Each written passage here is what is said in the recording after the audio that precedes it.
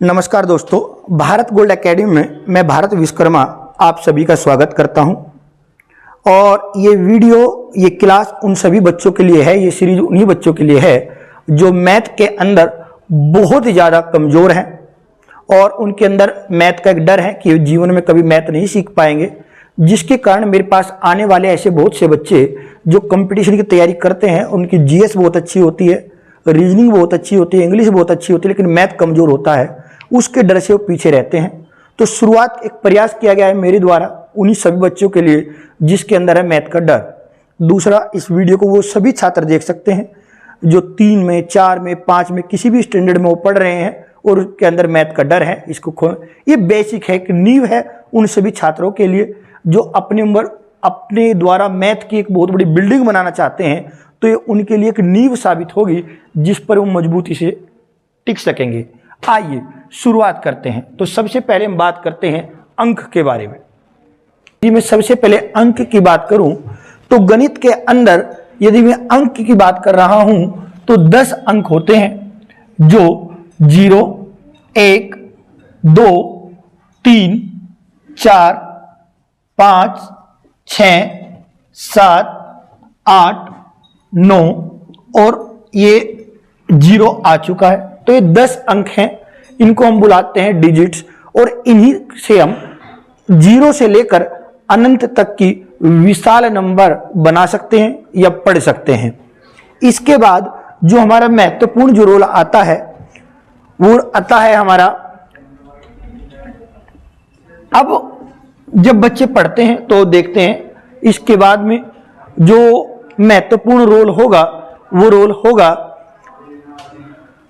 Face value जातीय मान या फिर प्लेस वैल्यू स्थानीय मान। तो सबसे पहले हम बात करते हैं फेस वैल्यू की, किसी भी अंक के जातीय मान की। तो जातीय मान क्या होता है? किसी भी वस्तु का जो वास्तविक मान होता है वो उसका जातीय मान होता है, जबकि वह वस्तु जहां पर भी है वो उसका स्थानीय मान होता है। समझने की कोशिश करते हैं। जैसे सबसे पहले हम कह रहे हैं वास्तविक मान की। मैं आपके सामने एक संख्या लिख देता हूं 8435, 8435। इस संख्या में 2 स्थिति है। पहले यदि मैं ये कह दूं कि इस संख्या में आप बताइए 8 का जातीय मान कितना होगा, मतलब इसकी फेस वैल्यू, इसकी फेस वैल्यू कितनी होगी, जातीय मान कितना होगा।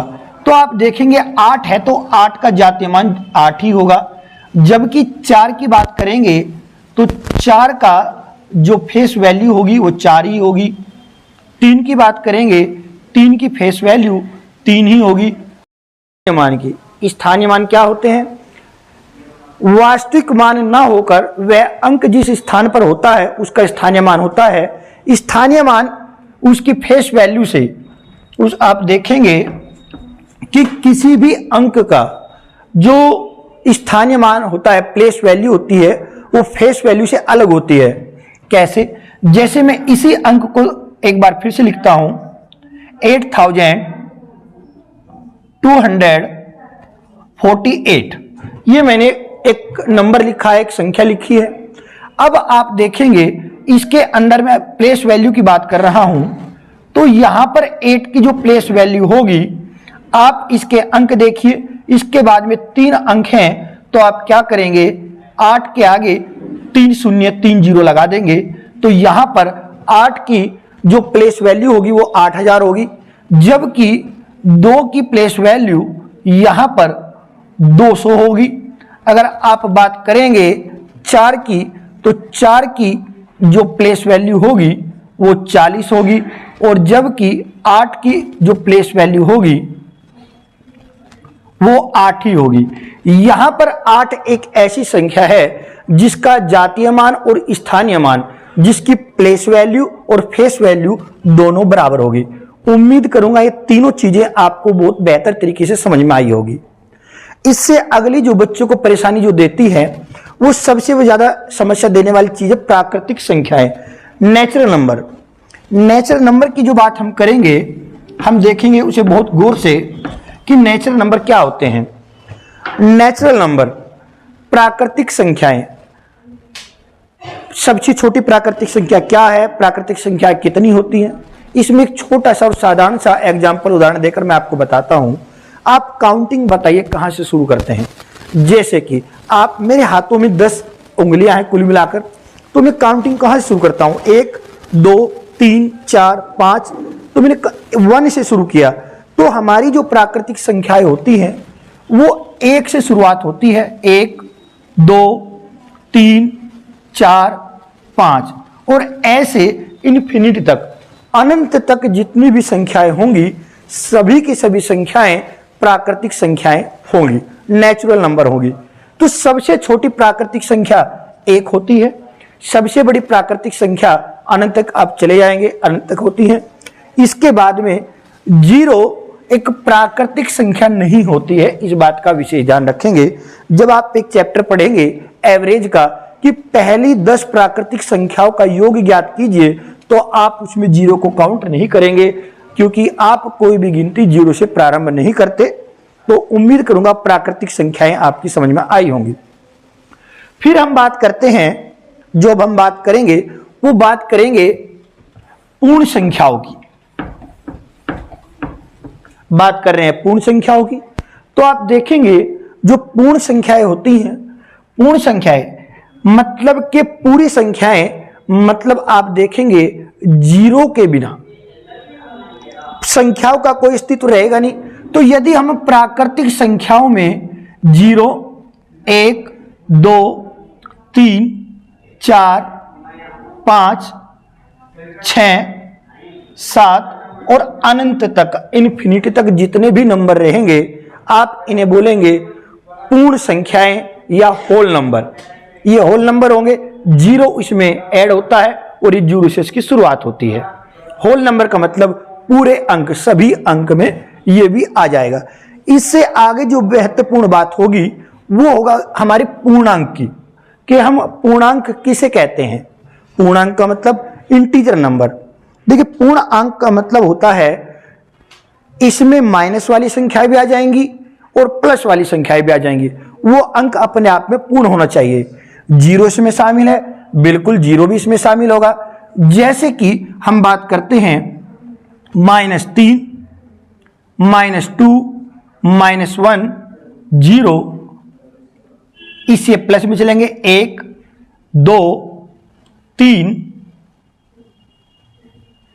तो आप इन्हें कहेंगे ये सभी के सभी पूर्णांक नंबर है, पूर्णांक अंक हैं, ये पूरे हैं इसको। हाँ, एक बात आप कह सकते हैं कि आपके जो पूर्णांक होता है, इंटीजर नंबर होता है, वो पॉजिटिव और नेगेटिव दोनों हो सकता है। धनात्मक अंक, धनात्मक पूर्णांक और ऋणात्मक पूर्णांक।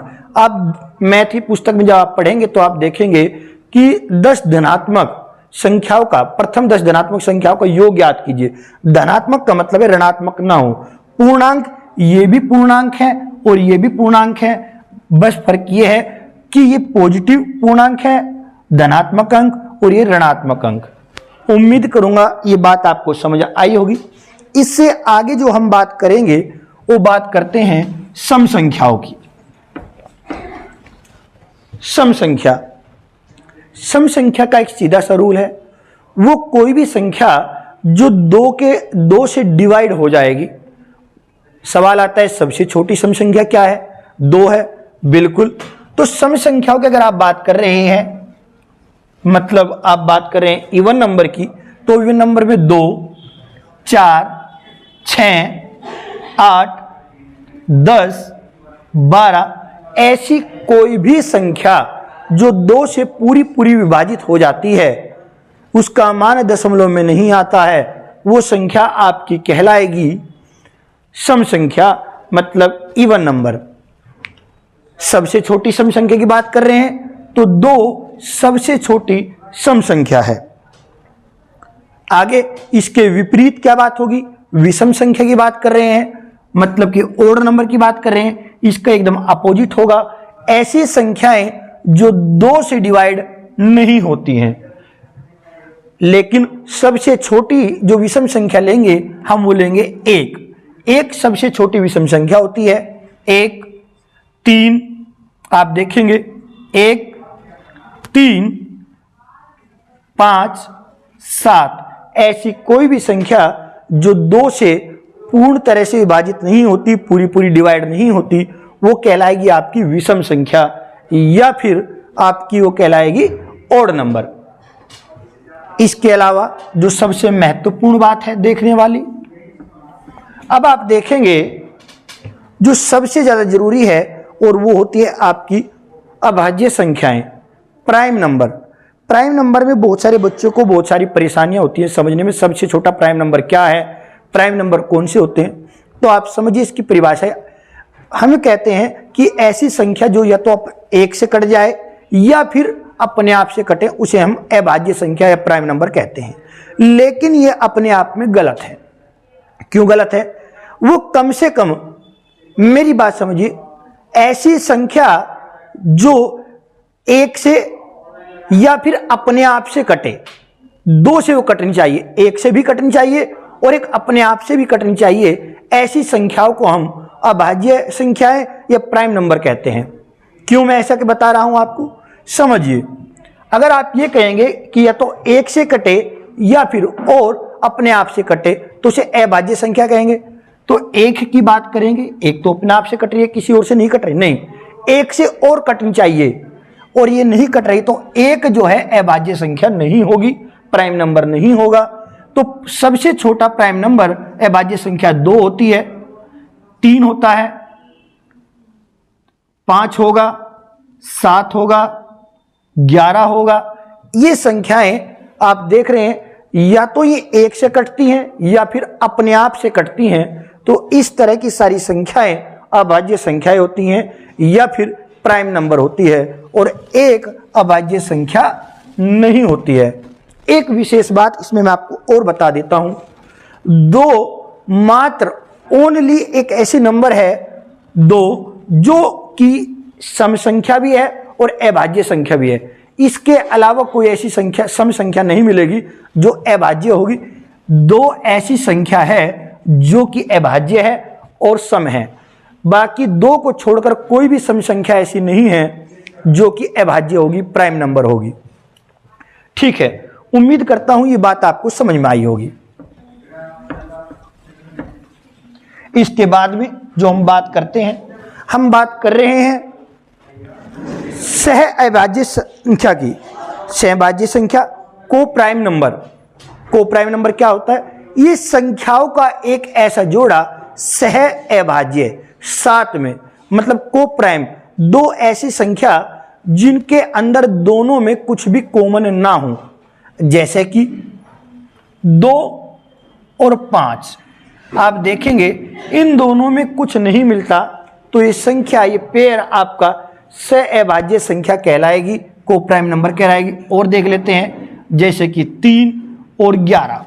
3 और 11 में इन दोनों का कॉमन 1 है, बाकी कोई भी कॉमन नहीं है, मतलब कि दोनों में कुछ भी कॉमन नहीं मिलता, इसलिए भी को प्राइम नंबर कहलाएंगे। और आप देख सकते हैं, ले लेते हैं 9 और 7। एक कोई भी संख्या इसके अंदर, जरूरी नहीं है डिविजिबल हो सकती है, लेकिन दोनों में जो कॉमन आएगा वो कॉमन 1 आना चाहिए। तो ये भी आपकी क्या है? को प्राइम नंबर है। उम्मीद करूंगा आपको को प्राइम नंबर बहुत अच्छे से समझ में आया होगा।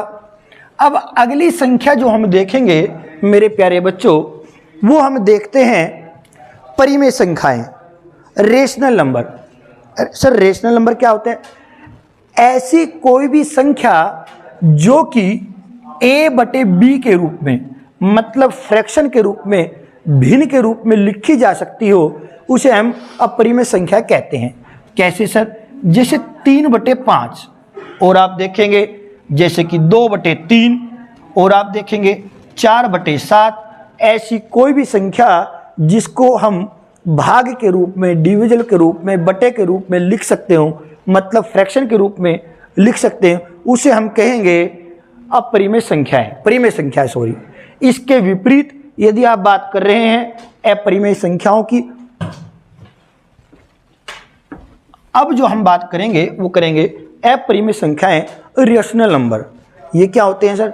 ऐसी संख्याएं जिसे हम फ्रैक्शन के रूप में, फ्रैक्शन के कंडीशन में या फिर भाग बटे के रूप में नहीं लिख सकते, ऐसी संख्याओं को हम कहते हैं अपरिमेय संख्याएं। सर ऐसी संख्याएं कौन कौन सी होती हैं? आइए ध्यान देते हैं। रूट के अंदर जितनी भी संख्याएं होंगी, जैसे √2, √5, √7, ये सारी संख्याएं अपने आप में अपरिमेय संख्याएं हैं। एक सवाल जो बहुत ज़्यादा पूछा जाता है, एक छात्र मुझे कल पूछ रहा था, सर पाई क्या होगा?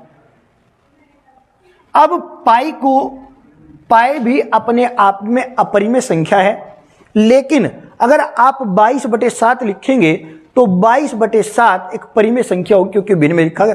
लेकिन अगर पाई की बात करेंगे, ये सिंबल की बात कर रहे हैं, तो पाई अपने आप में एक कौन सी संख्या है? अपरिमेय संख्या है। इसके बाद जो बात करते हैं वो बात करते हैं पूर्ण वर्ग संख्या की। पूर्ण वर्ग संख्या ऐसी संख्याएं जिसकी गुणा या जिसकी मल्टीप्लाई उसी में हम कर दें तो ऐसी सभी संख्याएं पूर्ण वर्ग कहलाती हैं। हम इसको उदाहरण से समझते हैं। परफेक्ट स्क्वायर की बात कर रहे हैं। जैसे मैंने यहाँ 3 लिखा और 3 में 3 की ही मल्टीप्लाई कर दी तो आपका आया 9, 4 × 4 16, 5 × 5 कितना हुआ? 25, या 2 × 2 4 और 1 × 1 = 1। तो ऐसी कोई भी संख्या यदि उसकी मल्टीप्लाई उसी में कर दी जाए, जो संख्या प्राप्त होगी वो संख्या आपकी कहलाएगी पूर्ण वर्ग संख्या या कंप्लीट परफेक्ट स्क्वायर नंबर। उम्मीद करूंगा ये आपको बात समझ में आई होगी। इसके बाद आप एक नाम सुनते हैं पूर्ण घन संख्या का, मतलब कंप्लीट क्यूब नंबर। ये क्या होता है सर? ध्यान से सुनिए। Complete cube number, complete cube number का अर्थ होता है एक संख्या की जब उसी में 3 बार अपने आप में मल्टीप्लाई होती है, जैसे कि 1 × 1 × 1 = 1, 2 × 2 × 2 = कितना हो गया? 8, 3 × 3 × 3 कितना हो गया? 27, 4 × 4 × 4 64, 1, 8, 27, 64। ये सभी नंबर अपने आप में पूर्ण घन संख्याएं हैं, कंप्लीट क्यूब नंबर्स हैं।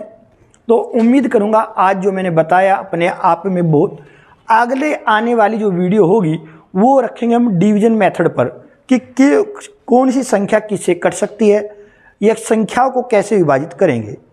यदि आपको ये वीडियो अच्छी लगी हो तो आप इस चैनल को सब्सक्राइब कीजिए, लाइक कीजिए, शेयर कीजिए। और ये वीडियो उन सभी बच्चों के लिए बहुत बेहतर होगी जिसके अंदर मैथ का डर है। ये जो सीरीज चलाएंगे लगभग 10 वीडियो की सीरीज रहेगी और किसी भी छात्र के अंदर से मैथ का डर खत्म करने के लिए ये वीडियो बहुत ही आवश्यक है।